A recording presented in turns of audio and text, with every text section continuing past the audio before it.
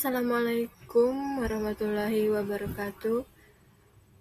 Perkenalkan, nama saya Dini Arianti Durahmat dengan NIM 2023-79066. Di sini saya akan menjelaskan tentang distribusi tegangan dalam tanah, mata kuliah Mekanika Tanah 2 untuk memenuhi tugas kuliah saya.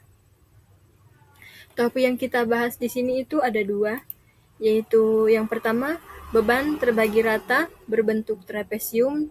Yang kedua, objektivis hitungan tambahan tegangan vertikal dengan cara Newmark.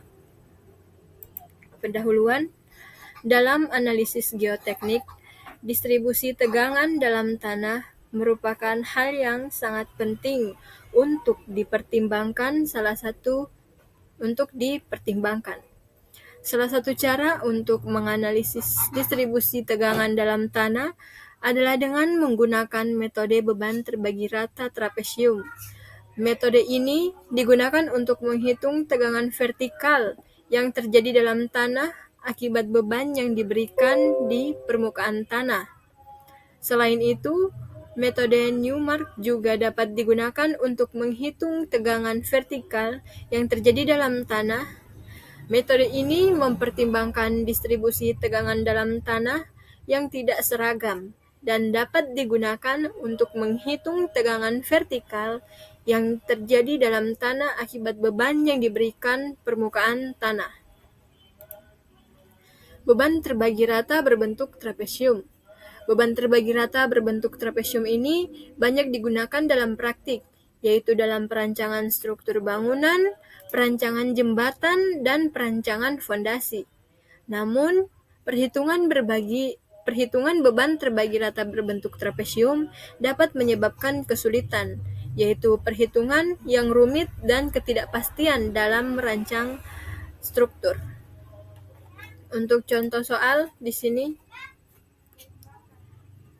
selain suatu timbunan mempunyai tampang seperti yang ditunjukkan pada gambar 6.9 ini, dengan menganggap tanah timbunan mempunyai berat volume basah sekitar 20 kN per meter, hitung tambahan tegangan vertikal pada kedalaman 2 meter dan 4 meter di titik A dan B. Nah, di sini tuh kita punya gambar tambahan tegangan di titik A pada kedalaman 2 meter dihitung lebih dulu. Q sama dengan YH sama dengan 20 dikali 3. Nah, 20 ini berat volume basahnya, 3-nya ini itu ke kedalaman dari ujung sini ke tengah di sini. Makanya 20 dikali 3 sama dengan 60. Untuk B-nya itu sama dengan 3. Maka A-nya itu dikali 2. 2 dikali 3 sama dengan 6 meter. Tambahan tegangan vertikal untuk kedalaman 2 meter di titik A. Titik A-nya itu di sini, di tengah-tengah di sini, untuk kedalaman 2 meter. A per Z-nya itu 6 per 2. 6 bagi 2, 3. B per Z-nya 3.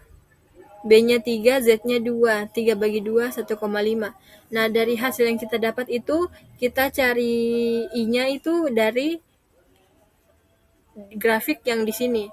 Nah, untuk A per Z-nya itu kan 3, berarti yang horizontal ini kita cari angka 3 di sini, 3 di sini.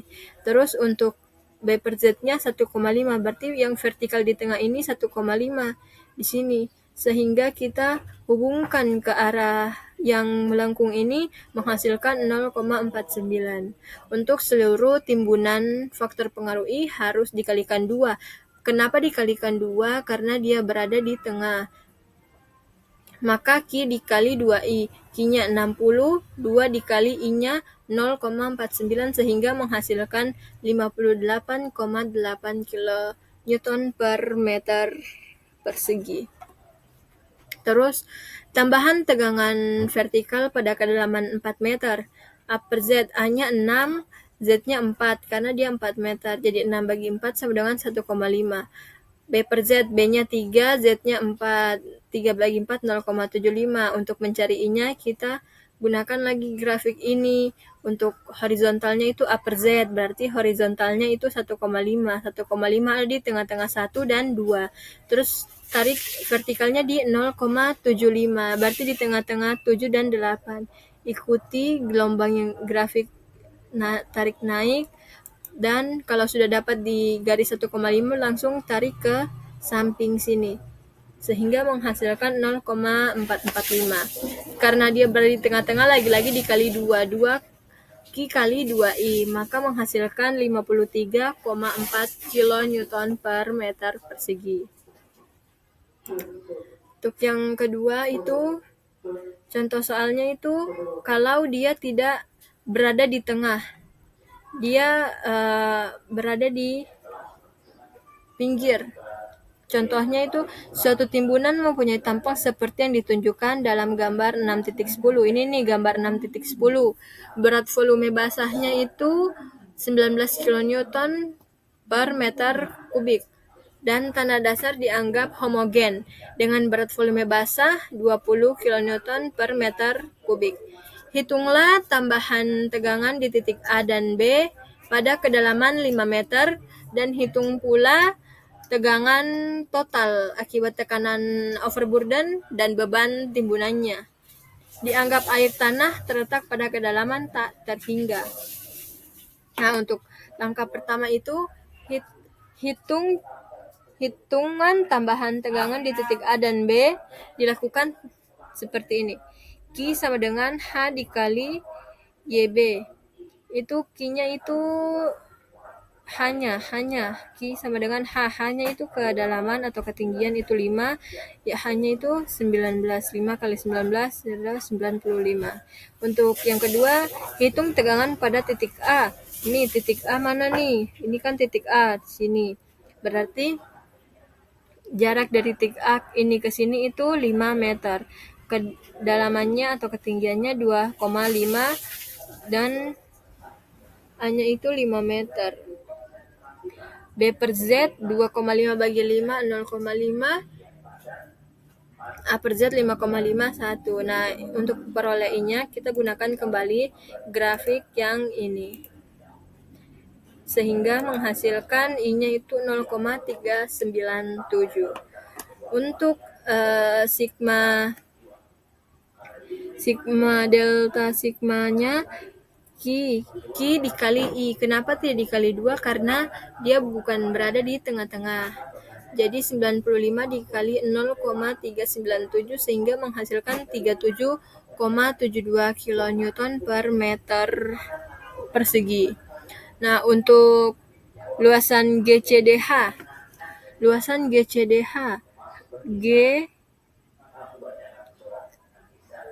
tidak akan terang nih. GCDH berarti yang di sebelah kanan saya ya. GCDH. Nah, dia punya Z-nya 5, A-nya juga 5. Karena dari sini ke C ke D-nya itu 5. Terus B-nya 7,5. Dia dari mana? Dari sini. Ini kan 10. Ini ke sini 10, tapi sudah dikurang 2,5, jadi sisa 7,5. Terus A per Z-nya 5,5, 5 bagi 5 1, B per Z-nya 7,5 bagi 5 1,5. Balik menggunakan grafik yang tadi, yang ini. Sehingga menghasilkan I-nya itu di 0,478. Q kali I 95 dikali 0,478 sama dengan 45,41 kN per meter persegi. Jadi tambahan tegangan di titik A itu 37,72 hasil yang titik A ditambah dengan hasil yang di titik GCDH ini, sehingga menghasilkan 83,13 kN per meter persegi. Langkah kedua, hitung tegangan pada titik B. Tegangan pada titik B untuk luasan ABCD, ketinggiannya atau kedalamannya 5, panjangnya itu 5, B-nya 20, A per Z 5 bagi 5 1, B per Z 20 bagi 5 itu 4. Sehingga dipakai grafik menghasilkan I-nya itu 0,50. Kita masukkanlah ke dalam rumus Q dikali I, Q-nya 95 dikali 0,50 atau 0,5 itu sama saja, sehingga menghasilkan 47,5 kilonewton per meter persegi. Terus untuk luasan AEFB dari A, E, F, B itu Z-nya itu 5 meter, sedangkan A-nya juga 5 meter, B-nya juga 5 meter, karena mereka sama-sama panjang, tinggi, dan kedalamannya itu 5 meter. 5 bagi 5 1, B per Z 5 bagi 5 1. Tarik garis menghasilkan I-nya 0,455. Kasih masuk ke dalam rumus, Q dikali I, Q-nya 95 dikali I yang baru kita dapat dari garis 0,455, sehingga menghasilkan 43,23 kilonewton per meter persegi. Jadi tambahan di titik B itu 47,5 itu hasil dari yang ini, yang luasan ABCD dikurang hasil luasan AEFB. Nah, sehingga mendapatkan tambahan tekanan di titik B itu 4,27 kilonewton per meter persegi.